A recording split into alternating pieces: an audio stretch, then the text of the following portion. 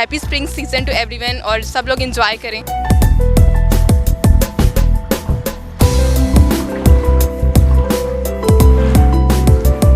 बहार आई और गुलशन का कारोबार चल निकला। लाहौर के जलानी पार्क में जारी सालाना फ्लावर शो में तरह तरह के खूबसूरत फूल रखे गए हैं। रंगों और खुशबुओं की इस महफिल को सजाया भी खूब गया है।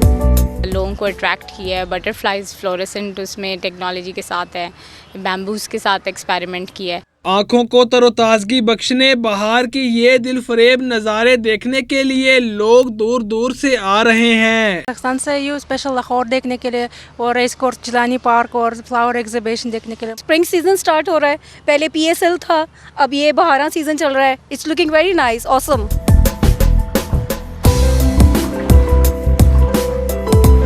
इस नुमाइश में रखे गए 200 से जायद किस्म के प्यारे प्यारे फूलों के गिर्द नन्हे बच्चे भंवरों की तरह मंडला रहे हैं।